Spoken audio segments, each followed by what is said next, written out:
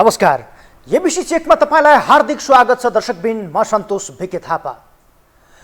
नेकपा एमालेका अध्यक्ष केपी शर्मा ओली राजनैतिक रूपमा जतिसुकै खराब भए पनि केही सबल पक्षमा निकै अब्बल छन्, जसले उनको भावभङ्गीमा कहिल्यै परिवर्तन आउँदैन। उनी कहिल्यै आफूलाई कमजोर ठान्दैनन्, बरु जोसँग पनि अर्गेलो गर्नै पर्ने ओलीको स्वभाव पहिचान जस्तै बनेको छ। अहिले ओलीका लागि निकै कठिन समय चल्दैछ। मङ्सिर 4 को संसदीय निर्वाचनमा एमाले विरुद्ध 8 दल मोर्चाबन्दीमा जान थालेपछि गत निर्वाचनको 121 सिट खर्लप्प हुन सक्ने डरले ओली थुरथुर बनेका छन्। यद्यपि भावभङ्गीमा हलचल भएको छैन, बरु आफूलाई अझै शक्तिशाली देखाउने प्रयासमा ओली जमिरहेका छन्। ओली स्थानीय तहमा 5 दललाई क्र्याकृत पार्छु भन्थे, अहिले 8 दललाई पछार्ने हिम्मत जुटाइरहेका छन्, किनकि ओली विरुद्धको 5 दलीय मोर्चा प्रदेश र प्रतिनिधि सभाको निर्वाचनमा समेत तालमेल गर्दै जाने निर्णयका साथ भागबण्डामा केन्द्रित बनेको छ।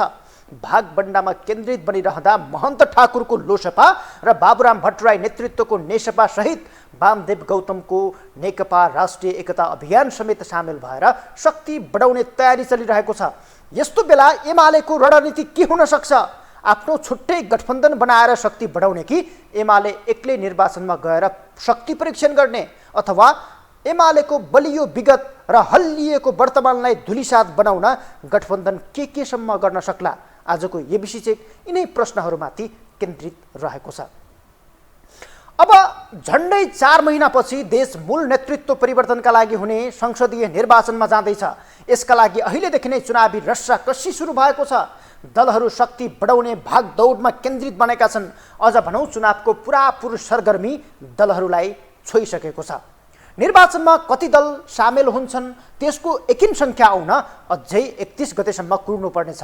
तर एउटा सत्य के हो भने निर्वाचन 2 ध्रुवमा जाने पक्का पक्की बनेको छ। ती 2 मध्ये एउटाको नेतृत्व नेकपा एमालेले गर्नेछ, अर्को सत्ता गठबन्धनले गर्नेछ। सत्ता गठबन्धनमा हाल रहेका दलको सङ्ख्या 5 छ, अब चाँडै 8 मा पुग्दैछ। तर त्यसको विपक्षमा जाने इतर समूहमा दलहरूको सङ्ख्या एकदमै कम छ। अहिलेकै अवस्था कायम रहे एमाले 8 दल विरुद्ध एक्लै चुनावमा जान सक्छ, तर राप्रपा सहितका केही दलसँग एमालेको तालमेल हुन सक्ने चर्चाले समेत निर्वाचनमा गठबन्धन भर्सेस गठबन्धन जस्तो बन्छ कि भन्ने खालको माहौल पनि देखिँदैछ। तर एमालेसँग भएका दलहरू निकै साना छन्। राप्रपाका अध्यक्ष राजेन्द्र लिङ्गदेनसँग तालमेलको सम्भावना छ, जुन विगतमा 1 सिटमा सीमित बनेको थियो। अर्को राप्रपाबाटै चोइटिएर बनेको राप्रपा नेपाल छ, जसको नेतृत्व कमल थापाले गरेका छन्। यसको पनि प्रभाव ज्यादै न्यून छ। सीके राउत नेतृत्वको जनमत पार्टीसँग तराई मधेसमा तालमेलको सम्भावना छ, तर थापाको जस्तै राउतको पार्टी पनि संसदीय निर्वाचनमा डेब्यू गर्दैछ। त्यसबाहेक अर्को दल भनेको हृदय स्थिर पार्टी नेतृत्वको हो। विगतमा एमालेसँगै तालमेल गरेर एमालेकै चुनाव चिन्ह मार्फत निर्वाचन जितेका त्रिपाठीसँग यसपटक पनि तालमेल हुन सक्ने सम्भावना देखिन्छ, तर त्यसले खासै तात्विक भिन्नता राख्ने भने देखिएको छैन। यस्तो बेला एमाले कुन रणनीतिका साथ अघि बढ्ला आम चासोको विषय बनेको छ। आज मात्रै सचिवालय बैठक राखेर आगामी चुनावी रणनीतिबारे एमालेले घनीभूत छलफल चलाएको छ। बैठकले अध्यक्ष ओलीकै नेतृत्वमा निर्वाचन परिचालन समिति गठन गरेको छ भने वरिष्ठ उपाध्यक्ष ईश्वर पोखरेलको नेतृत्वमा चुनावी घोषणापत्र मस्यौदा समिति गठन गरेको छ। तर गठबन्धन गर्ने वा नगर्ने भन्ने विषयमा समेत ठोस कुरा बाहिरिएको छैन। त्यसो भए चुनावी रणनीतिका बारेमा एमालेले के गर्ला?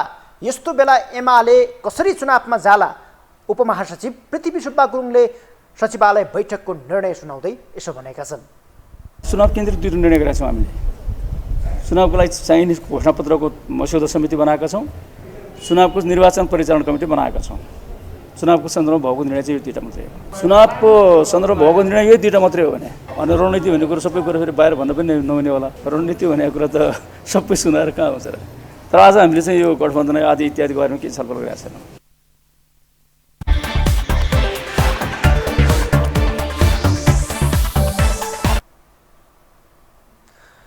निर्वाचन हार्नै पर्ने अवस्था आए पनि एमाले चाहेर नचाहेर एक्लै जाने र शक्ति परीक्षण गर्ने तयारीमा रहेको समेत देखिन्छ। किनकि जम्बो गठबन्धन अर्कोतिर उभिएका बेला एमाले भित्र नेताहरू सुरक्षित हुने ठाउँ खोजिरहेका छन्।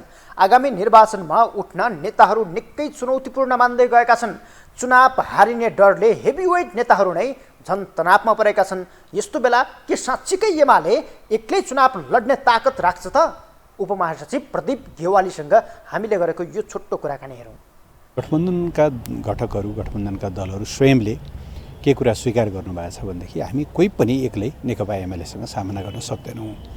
जुन ढङ्गले यो गठबन्धनको एउटा एकसूत्रीय एजेन्डामा उहाँहरू हुनुहुन्छ, त्यसले उहाँहरू भित्रैदेखि कति कमजोर हुनुहुन्छ, भित्रैदेखि उहाँहरू कति त्रसित हुनुहुन्छ र कति एउटा मनोबल खस्किएको छ भन्ने देखाउँछ। त्यसो भएर हामी मूलतः जनताको साथ समर्थन लिएर एक्लै निर्वाचनमा जान्छौँ।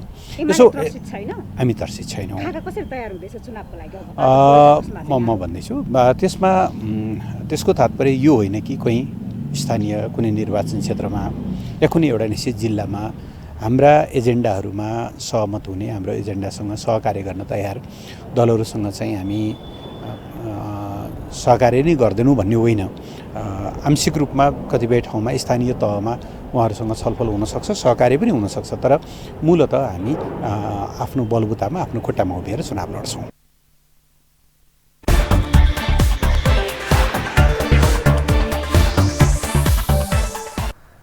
यस्तो बेला एमालेका लागि सहयोगी के हुन सक्छ भने विभाजन भएर छुटिएका कार्यकर्तालाई तान्नु अपरिहार्य पनि हुन सक्छ। केही भरपाई गर्नका लागि भए पनि भर्खरै विभाजन भएर छुटिएका कार्यकर्तालाई तान्ने अथवा गठबन्धनमा भागबण्डाको विषयले असन्तुष्ट बनेकाहरूलाई रिझाउँदै आफ्नो पार्टीमा ल्याएर या त गठबन्धनमा सामेल बनाएर तालमेल गर्दै अगाडि बढेको खण्डमा समेत चुनावका लागि त्यो सहयोगी हुन सक्छ। एमालेका नेताहरूको यसतर्फ ध्यान गएको छैन, बरु उनीहरूले चाहिँ घमण्ड छोडेका छैनन्। एमाले शक्तिशाली भएकै कारण 8 दलीय गठबन्धन बनेको तर्फ गर्व गर्दै उनीहरू आफूले चाहेको खण्डमा 2 दिनमै गठबन्धन भत्काउन सक्ने धम्की समेत दिइरहेका छन्। यदि एमालेले चाहेको खण्डमा या त एमाले अध्यक्ष ओलीले चाहेको खण्डमा 1 हप्ता पनि नलाग्ने 2 दिनमै गठबन्धन भत्काउन सक्ने सम्मको अभिव्यक्ति दिइरहेका छन्। त्यसका लागि बिरालोलाई दुध देखाए जस्तै प्रचण्डलाई केही देखाइदिनु पर्ने उनीहरूको तर्क छ।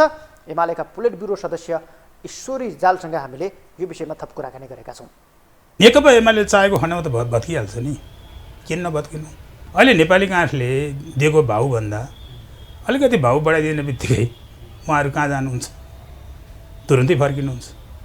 अझ उहाँले त 5 दिन भन्नुभयो अध्यक्षले, त त्यो 2 दिनमा हुन्छ त्यो चिज। तर हामी त्यसो गर्दैनौँ। यसलाई रणनीति कार्यनीति केही नभन्नुहोस्। हाम्रो 2-4वटा आधार छन् हामी चुनाव जित्ने। पहिलो नम्बरमा हामीसँग प्रभावशाली नेता हुनुहुन्छ। अहिलेको जो समकालीन नेपाली राजनीतिको प्रभावशाली नेता भनेको केपी ओली हो। सायद यो कसैले पनि इग्नोर गर्दैन। ठिक छ, एक प्रभावशाली नेतृत्व हाम्रो साथमा नेकपा एमालेको साथमा हुनुहुन्छ, नम्बर 1।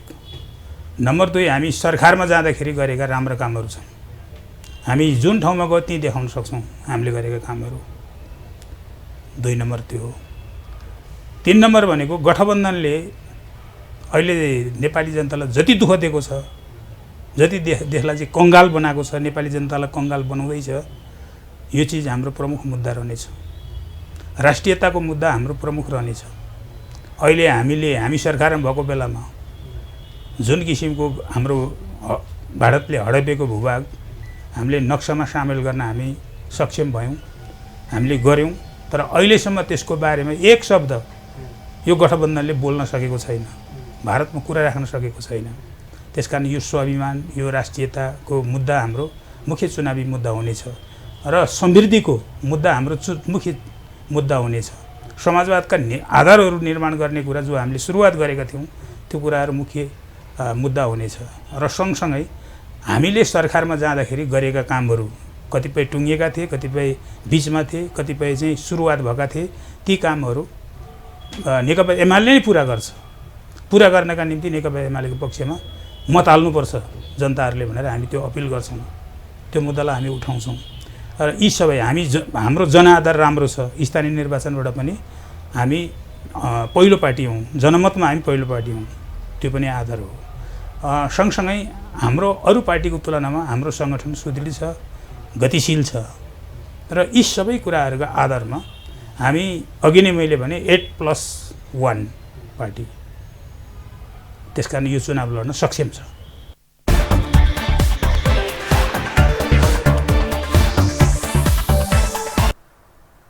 एमालेको विषयपछि अब लागौँ एमाले विरुद्ध एमाले जस्तै तयारी चलाइरहेको सत्ता गठबन्धनतर्फ। आज मात्रै सत्ता गठबन्धनले बालुवाटारमा छलफल गर्दै आगामी चुनावी रणनीतिका विषयमा घनीभूत रस्साकसी चलाएको छ।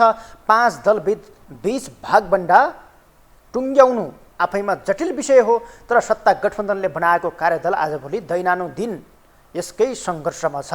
हुन त पहिले 5 दल रहेको गठबन्धन त्यसमा 3 दल थपिएपछि उसका लागि यो निर्वाचन हाइसुक्क जस्तो बन्दैछ। तर स्थानीय तहको निर्वाचनमा गठबन्धन गर्दा गर्दै पनि एमाले जनाधारका हिसाबले टक्करमा देखिएपछि सहजै चुनाव जित्नु गठबन्धनका लागि बालुवामा पानी जस्तो बनेको छ। तर गठबन्धन कुन रणनीतिका साथ चुनावमा जाँदैछ त्यो नै अहिलेको मुख्य विषय हो। छलफलपछि गठबन्धनको निष्कर्ष के आयो, कस्तो छ चुनावी जुगाड, नेकपा माओवादी केन्द्रका नेता देव गुरुङको यो भनाइहरू। अब आधारहरू त आखिरमा विगत कालका निर्वाचनका आधारहरू र अहिलेको चाहिँ संसदमा एक्जिस्टिङ पोजिसन के छ भन्ने कुराको आधारमा हेर्ने हो। विगत कालको निर्वाचनको आधार हेर्दाखेरि 74 सालको निर्वाचनको आधार पनि हो। अब त्यसले मात्रै सबै दललाई कभर गर्दैन। फेरि चाहिँ अब एकीकृत समाजवादी अबको चाहिँ पोजिसन फेरि अलिक फरक खालको पोजिसन भयो। त्यसो भएको हुनाले त्यही एउटै सिद्धान्तले मात्रै पनि कभर गर्दैन। तर पनि फेरि त्यो बेलाको निर्वाचनको आधारमा संसदको जो बनावट छ, जुन प्रकारको उपस्थिति छ र त्यो उपस्थितिलाई पनि मोटामोटी रूपले त्यसलाई बेस बनाएर हेर्न त सकिन्छ। फेरि चाहिँ त्यसो भएको हुनाले चाहिँ त्यो उपस्थितिलाई पनि ध्यानमा राखेर चाहिँ मोटामोटी रूपले त्यसको सेरोफेरोमा कति सहमति खोज्न सकिन्छ, यसैको सेरोफेरोमा चाहिँ सहमति खोज्ने प्रयास गरौँ भन्ने प्रकारका कुराहरू भएका चाहिँ छन्। र अब स्थानीय तहको निर्वाचन पनि छन् त, तर स्थानीय तहको निर्वाचनको डेटाहरू दलको हिसाबले ठ्याक्कै एकुरेसी त्यति मिल्दो रहेनछ चाहिँ। त्यसले गर्दाखेरि गठबन्धनमा जाँदाखेरि त त्यो एकुरेसी मिल्दो रहेनछ। त्यसले गर्दाखेरि अब एउटै निर्वाचन मात्रै अन्तिम रूपमा डेटाको बेस बनाउनलाई चाहिँ अलिक कठिन हुने देखिने र त्यसले गर्दाखेरि अब अहिले चाहिँ तपाईँको सदनमा जो उपस्थितिको आकार छ, प्रतिशततर्फ पनि समानुपातितर्फ पनि विगत कालमा आएका सिटहरूकै आधारमा चाहिँ उपस्थित भएको अवस्था छ। प्रत्यक्ष पनि त्यही रूपमा छ। त्यसैको सेरोफेरोमा चाहिँ सहमतिको मोडालिटी चाहिँ खोज्दै जानुपर्छ भन्ने प्रकारको कुराहरू भएको छ। त्यसकारणले आजको बसाइमा सैद्धान्तिक रूपले सहमतिको नजिक पुगेको चाहिँ छ।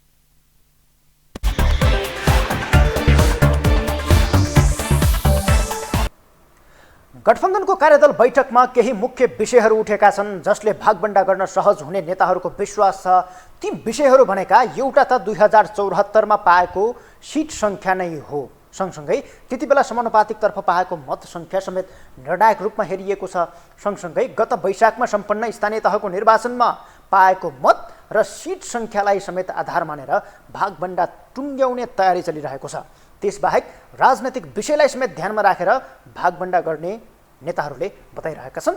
गठबन्धनको कार्यदलले अन्य के विषयहरूलाई आधार मान्दैछ थप कुराकानी गर्नका लागि यति बेला चाहिँ गठबन्धनमा जनमोर्चाको तर्फबाट कार्यदलको सदस्य समेत रहेका नेता हिमलाल पुरी हाम्रो प्रत्यक्ष टेलिफोन सम्पर्कमा हुनुहुन्छ। सर स्वागत छ, नमस्कार यहाँलाई। सर सुन्दै हुनुहुन्छ? यति बेला हाम्रो टेलिफोन सम्पर्कमा कार्यदलका सदस्य जनमोर्चाको तर्फबाट कार्यदलको सदस्य रहेका नेता हिमलाल पुरी हाम्रो प्रत्यक्ष टेलिफोन सम्पर्कमा हुनुहुन्छ। उहाँसँग हामीले चाहिँ गठबन्धनका विषयमा यहाँ त गठबन्धनले जुन खालको कार्यदल बनाएर भागबण्डा टुङ्ग्याउने विषय अगाडि ल्याएको छ र त्यो गठबन्धनको बैठक समेत यति बेला चाहिँ बालुवाटारमा बसेर अब फेरि अर्को बैठकसम्मका लागि गृह कार्य चलाउने भनेर टुङ्गिएको छ। त्यो बैठकले गठबन्धन बीच कसरी भागबण्डा टुङ्ग्याउँदैछ भन्ने विषयमा चाहिँ कुराकानी यति बेला हामीले गर्ने प्रयास गरिरहेका छौँ। यो विषयमा हामीले गठबन्धनमा कार्यदल सदस्य समेत रहेका राष्ट्रिय जनमोर्चाका नेता हिमलाल पुरीलाई प्रत्यक्ष टेलिफोन सम्पर्कमा जोड्ने प्रयास गरिरहेका छौँ। हिमलाल सर स्वागत छ यहाँलाई एबिसी चेकमा। धन्यवाद। अब तपाईँहरूको कार्यदलको बैठक आज मात्रै बालुवाटारमा बसेको छ। त्यो बैठकले अहिले केही विषयहरू चाहिँ बाहिर ल्याएको छ, तर यो भागबण्डा टुङ्ग्याउने विषयमा तपाईँहरूको मुख्य विषयहरू के छन् जसले गर्दाखेरि तपाईँहरूको भागबण्डा मिलाउन चाहिँ त्यसले काम गरिरहेको छ? हजुर मलाई सुन्दै हुनुहुन्छ? हजुर हजुर भन्नुहोस् त। गठबन्धनको कार्यदलको बैठक बसेर भागभण्डा टुङ्ग्याउने जुन विषय छ नि सर, त्यो गठबन्धनको कार्यदलको विषयहरू जुन खालको बाहिर आएका छन् त्योभन्दा अन्य के विषय छन् जसले गर्दाखेरि गठबन्धनको कार्यदलले भागभण्डाको विषय टुङ्ग्याउँदैछ? हामी यो 5 दलको बिचमा आगामी निर्वाचनमा सिटहरूको विभाजन गर्ने सन्दर्भमा चाहिँ आज बैठक बस्यो। त्यस विषयमा छलफल भयो र त्यसमा हाम्रो सबभन्दा पहिलो कुरा के सहमति बन्यो भने मुलुकमा अहिले पनि चाहिँ तपाईँको यो प्रतिगमनको खतरा गम्भीर रहेको छ र प्रतिगमनलाई हामीले अहिले परास्त गरेनौँ भनेदेखि मुलुक चाहिँ एउटा गम्भीर रूपले एउटा अँध्यारोतर्फ चाहिँ जाने सम्भावना छ। त्यसकारण चाहिँ हामी अहिले चाहिँ गठबन्धनमा मिलेर जानुको विकल्प छैन भन्ने कुरामा सबै दलहरूको बिचमा चाहिँ हाम्रो चाहिँ सहमति छ। अनि भागभण्डाको आधार चाहिँ केलाई बनाउनु भयो तपाईँहरूले? के विषयहरूमा चाहिँ सहमति भइसकेपछि भागभण्डा मिल्छ भन्ने त्यो आधारहरू चाहिँ के बनाउनु भयो? आधारको बारेमा त हामीले यो गत निर्वाचनमा 2074 सालको चाहिँ निर्वाचनमा प्राप्त चाहिँ सिटहरू भयो। अनि त्यसपछि हाम्रो समानुपातिक सिटहरू जो छ त्यसको आधारमा हामीले कुन दललाई कति विभाजन गर्नुपर्छ भनेर हामीले एउटा त्यसको आधारमा हामीले विभाजन गर्न सक्छौँ। त्यसको साथसाथै हामीले दलहरूलाई एउटा न्यायोचित प्रकारले सम्मानजनक प्रकारले पनि एउटा चाहिँ विचार गरेर सिटहरूको चाहिँ बाँडफाँड गर्नुपर्छ भन्ने सन्दर्भमा नै हामीले चाहिँ छलफलहरू गर्यौँ। त्यसो गर्दाखेरि चाहिँ यो नेकपा एकीकृत समाजवादी पहिलाको ऊ थिएन, तैपनि उसँग अहिले चाहिँ विद्यमान चाहिँ सांसदहरू छन्, त्यसलाई आधार मानेर पनि चाहिँ हामी सिटहरू चाहिँ बाँडफाँड गर्न सक्छौँ। अब यदि त्यसो भएको खण्डमा जस्तो तपाईँहरूको एउटा चाहिँ भागभण्डाको आधार चाहिँ के देखियो भने गत निर्वाचनमा पाएको सिट सङ्ख्या नै त्यसलाई चाहिँ प्रमुख बनाएर त्यही स्थानमा त्यही अनुसारको भागभण्डा दिने भन्ने विषय भएको चाहिँ तपाईँहरूको आधार देखियो। यदि त्यसो भएको खण्डमा तपाईँ पनि गठबन्धनमा सामेल हुनुहुन्छ, राष्ट्रिय जनमोर्चा त्यसमा चाहिँ विगतदेखि नै सामेल हुँदै आएको छ, कार्यदलको सदस्य समेत तपाईँ त्यहाँ भएर चाहिँ भागभण्डाको विषय टुङ्ग्याउँदै हुनुहुन्छ।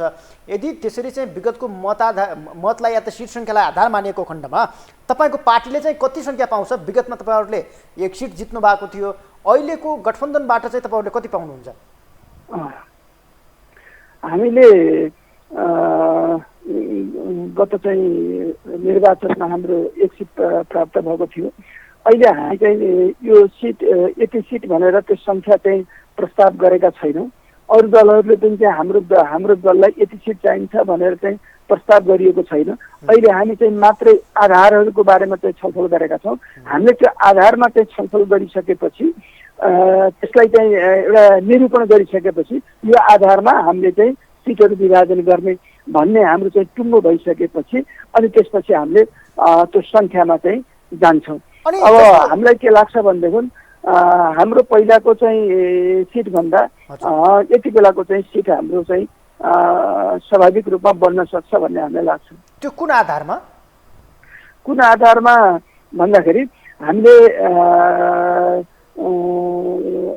पहिला एउटा पाएका थियौँ, त्यसमा त्यो स्वाभाविक रूपमा चाहिँ त्यो एउटा कायमै रहन्छ। त्यसको साथसाथै हामीले एउटा चाहिँ पार्टीका चाहिँ एउटा चाहिँ स्थापित नेताहरू, पार्टीका चाहिँ अध्यक्षहरू, उनीहरूको व्यवस्थापनको चाहिँ उ गरेका छौँ। कुरामा पनि हाम्रो चाहिँ छलफल भएको छ। अब त्यस प्रकारका नेताहरू काङ्ग्रेसमा, माओवादीमा धेरै सङ्ख्यामा छन् होइन।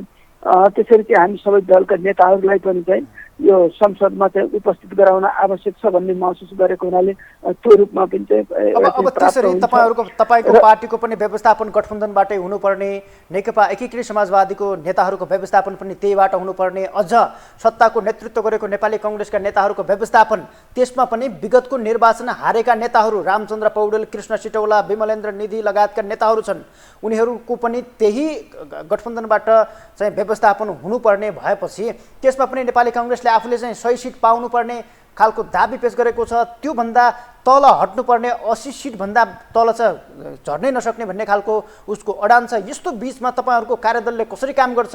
यसको व्यवस्थापन त निकै चुनौतीपूर्ण देखियो नि त, होइन?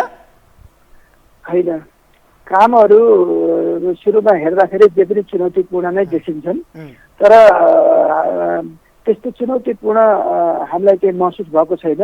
मुख्य कुरा चाहिँ देशको राजनीतिको राष्ट्रिय आवश्यकता हो। हाम्रो राष्ट्रिय आवश्यकता भनेको चाहिँ मुलुकमा एउटा अराजकता, अस्थिरता र प्रतिगमनको जुन गम्भीर खतरा हो, त्यो चुनौतीपूर्ण कुरा हो। अनि तपाईँहरूको भागबण्डा मिलिसकेपछि चाहिँ के प्रतिगमन त्यो त्यसमा चाहिँ राष्ट्रिय आवश्यकता पुरा हुन्छ सर? मैले कम सुनिराखेको छु तपाईँको आवाज। तपाईँहरूको भागबण्डा मिलेको खण्डमा चाहिँ त्यो राष्ट्रिय आवश्यकता या त प्रतिगमनको खतरा जुन भन्दै हुनुहुन्छ नि, त्यो चाहिँ पुरा हुन्छ? होइन, पहिलो कुरो हाम्रो भागबण्डासँग त्यो कुरा होइन। मुख्य कुरा त राजनीतिमा प्रतिगमनको जुन गम्भीर खतरा भयो, त्यो खतराका कारणले हाम्रो गठबन्धन बनेको हो। त्यो गठबन्धन, त्यो भागबण्डा भनेको त दोस्रो कुरो हो, सेकेन्डरी कुरो हो। भागबण्डामै रस्साकसी चलाइरहनु भएको छ। राज्यदेखि लिएर सरकारका हरेक अङ्गहरूमा भागबण्डाकै विषय छ। अहिले त्यो चुनावसम्मै आएको छ, यसमा पनि भागबण्डा मिल्ने कि नमिल्ने भन्ने खालको विषय पनि बाहिर छ। एउटा कुरा चाहिँ हामीले के बुझौँ भने, तपाईँले भने जस्तै किसिमले चाहिँ मुलुकमा जुन भागबण्डाको चाहिँ राजनीति छ, होइन, यो राजनीतिक नियुक्तिदेखि लिएर हरेक तहमा चाहिँ पार्टीले वा सरकारमा गएकाहरूले चाहिँ जुन गर्ने क्रियाकलाप छ, त्योसँग यसलाई जोडेर हेर्न अलि मिल्दैन। किनभने ती विषयहरू भनेको चाहिँ त्यसको चाहिँ आवश्यक नियमहरू छन्, प्रक्रियाहरू छन्। त्यसलाई चाहिँ उल्लङ्घन गरेर चाहिँ जुन कामहरू भागबण्डा गर्छन्, त्यो कुरासँग चाहिँ हाम्रो पनि चाहिँ त्यो भागबण्डा गर्ने कुराको चाहिँ त्यो गलत कुरा हो, त्यसको हामीले विरोध गर्छौँ। तर यो भागबण्डा भनेको त के हो भनेदेखि हामी प्रतिगमनका विरुद्ध चाहिँ लडिरहेको चाहिँ सन्दर्भमा प्रतिगमनलाई परास्त गर्नको निम्ति राजनीतिक रूपले हामी चाहिँ हामी मिलेर चुनाव लड्नुपर्छ भनेर राजनीतिक निर्णय गरेको कुरालाई कार्यान्वयन गर्ने कुरा हो। यो अब त्यसो भए कार्यान्वयन गर्ने कुरा हो। राजनीतिमा तालमेलका कुराहरू हुन्छन्। अहिले 5 दलीय गठबन्धन छ। यो गठबन्धनमा अन्य दलहरू समेत थपिने कुरा छ। अब तिनीहरूको व्यवस्थापन चाहिँ तिनीहरूको मागको सम्बोधन या त उनीहरूको भागबण्डाको सम्बोधन तपाईँहरू कसरी गर्नुहुन्छ? अहिले चाहिँ हामीसँग चाहिँ औपचारिक रूपमा त्यो आइसकेको छैन, होइन, दलहरू थपिने बारेमा हामीसँग आएको छैन। यदि आएको भए पनि त्यो शीर्ष नेतृत्वको तहमा आएको छ। हाम्रो यो कार्यदल हो, कार्यदललाई चाहिँ त्यो एजेन्डा प्राप्त भइसकेको छैन। यदि हामीलाई चाहिँ त्यो एजेन्डा प्राप्त भयो भनेदेखि पनि हामीले त्यसलाई चाहिँ तपाईँको मिलाएर चाहिँ लिएर जान्छौँ। हस्, धन्यवाद यहाँलाई। हस्, उहाँ हुनुहुन्थ्यो गठबन्धनको तर्फबाट कार्यदलको सदस्य रहेका राष्ट्रिय जनमोर्चाका नेता हिमलाल पुरी। उहाँसँग हामीले गठबन्धनको विषय कसरी टुङ्गिँदैछ, कसरी चाहिँ कुन कुन आधारहरूलाई चाहिँ टेकेर गठबन्धनले भागबण्डाको विषय टुङ्ग्याउँदैछ भन्ने विषयमा कुराकानी गरेका थियौँ। मूलतः 165 प्रत्यक्षतर्फको निर्वाचन क्षेत्रमध्ये कुन दललाई कति दिने, कसले कुन क्षेत्र छोड्ने भनेर दलहरू गृह कार्यमा जुटेका छन्। शीर्ष नेतृत्व बाहेक सबै दलका नेताहरूमा चाहिँ अहिले भागबण्डाको या त त्यसलाई व्यवस्थापन गर्नुपर्ने चुनौती देखिएको छ। यस्तो बेला कुन शक्तिलाई कति सिट दिएर पहिलो बनाउने भन्ने समेत यति बेला चाहिँ विषय चाहिँ चलिरहेको छ। यस विषयमा हामीले चाहिँ गठबन्धनका नेता या त कार्यदलको सदस्य रहेका नेतासँग समेत कुराकानी गर्ने प्रयास गरिरहेका थियौँ। अब बाँकी विषयतर्फ म प्रस्थान गर्न चाहन्छु। यति बेला चाहिँ अब यो भागबण्डाका विषयमा दलहरू गृह कार्यमा जुटिरहेका छन्। शीर्ष नेतृत्व बाहेक सबै दल सम्मानजनक सिट बाँडफाँड नभए क्षति हुने बताइरहेका छन्। पार्टी पहिलो बन्नका लागि कम्तीमा 100 सिट आफूले पाउनुपर्ने र बाँकी रहने 65 सिट मात्र अरू दलका लागि छाड्ने काङ्ग्रेस सभापति शेरबहादुर देउपालाई पदाधिकारी र नेताहरूले दबाब दिइरहेका छन्। तर 8 दलीय गठबन्धन बनाउन खोजिरहेका बेला काङ्ग्रेसको चरम महत्त्वकांक्षी योजनाले भागबण्डामा चुनौती थपिरहेको भनेर समेत टिका टिप्पणी भइरहेका छन्। त्यसमा पनि कुनै क्षेत्रमा भागबण्डा मिल्नै सकछ। 2074मा कम्युनिस्टहरूको गठबन्धनसँग प्रतिस्पर्धा गर्दा काङ्ग्रेसका प्रभावशाली नेताहरू समेत पराजित भएका थिए। रामचन्द्र पौडेल, कृष्णप्रसाद सिटौला, विश्वप्रकाश शर्मा र मोहन बस्नेत लगायत अहिले धेरै नेताहरूको भागबण्डामा लफडा छ। विमलेन्द्र निधि, गोपालमान श्रेष्ठ लगायतका क्षेत्रहरूमा समेत उत्तिकै लफडा मच्चिने सम्भावना छ, किनकि यो क्षेत्रमा गठबन्धनकै अन्य नेताहरू विजय भएका छन्। गठबन्धनले पूर्व योभन्दा अगाडिको निर्वाचनमा विजय भएका स्थानमा सोही दलले पाउनुपर्ने सम्मको आधार पेश गरिरहेको छ। यो अर्थमा रामचन्द्र पौडेल, कृष्णप्रसाद सिटौला लगायत विगतको निर्वाचनमा पराजित भएका नेताहरूले त्यो क्षेत्रमा छाड्छन् कि छाड्दैनन् या त कसरी त्यो टुङ्ग्याउँछन् भन्ने विषय समेत यति बेला सकसपूर्ण बन्दै गएको छ। तर यति बेला चाहिँ जनाधारका हिसाबले नेकपा एमाले बलियो रहेको देखाउँछ, तर पार्टीका नेताहरूले दाबी गरे जस्तो स्थानमा समेत एमाले छैन। करिब 10 लाख मत नेकपा एकीकृत समाजवादी बनेपछि प्रभावित भएको देखिन्छ। स्थानीय तहको चुनावी मत परिणामलाई हेर्दा 165 क्षेत्रमा कङ्ग्रेस 76 स्थानमा अगाडि देखिन्छ। एमाले 71 स्थानमा अगाडि हुँदा माओवादी 8, जसपा 5 र एकीकृत समाजवादी 1 स्थानमा अगाडि रहेको देखिन्छ। एमाले विरुद्ध 8 दलीय मोर्चा बनेर चुनावमा इमान्दार तालमेल भएको खण्डमा एमाले अगाडि रहेका केही क्षेत्रको पकड समेत गठबन्धनमा जानेछ। तथापि ओली कार्यकर्तामा परेको मनोवैज्ञानिक दबावलाई भगाउनका लागि हिम्मत भने निकै जुटाइरहेका छन्। त्यसले 5 दलीय गठबन्धनलाई समेत यति बेला चुनौती दिने काम गरिरहेको छ। हौस् त, आज दलहरूको चुनावी रणनीतिका बारेमा हामीले एबिसी चेक गऱ्यौँ। आजका लागि हामी बिदा चाहन्छौँ। नमस्कार।